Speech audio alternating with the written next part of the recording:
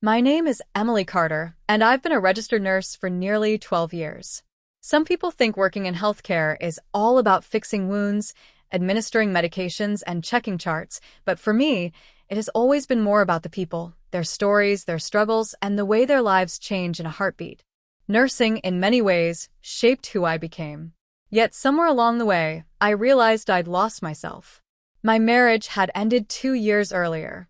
Mark and I had been together for over a decade, and by the time it crumbled, there was little left to salvage. He had moved on quickly, remarried within a year, and I was left wondering what went wrong with us. I tried to convince myself I was fine, that my life was full enough with work and my young daughter, Chloe, but deep down, I felt invisible. At work, I was Nurse Carter, efficient and dependable. At home, I was mom, provider, and protector. But as a woman, as Emily, I wasn't sure I existed anymore. Then came the day that changed everything. It was a Tuesday morning in spring, the kind where sunlight slants through the hospital windows in golden streaks, making the sterile halls feel almost warm. I was assigned to the rehabilitation ward, where patients stayed after major surgeries or injuries.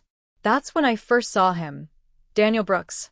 He was 32, tall, with dark brown hair that curled slightly at the edges, and deep-set green eyes that carried both pain and defiance. His chart said he'd been in a car accident, broken leg, fractured ribs, and several minor injuries.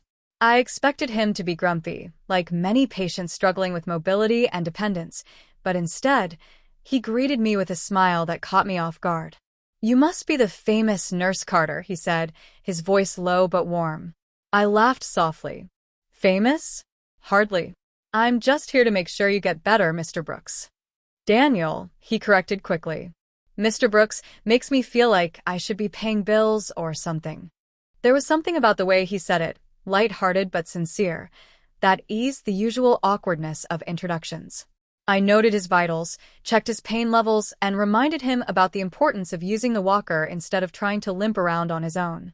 "I don't like depending on people," he admitted, a flash of frustration crossing his face. I paused, studying him. "I know, but sometimes letting people help is part of healing. You'll get there."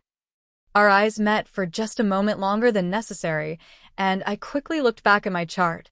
I had dozens of patients to care for, and the last thing I needed was to feel, well, anything.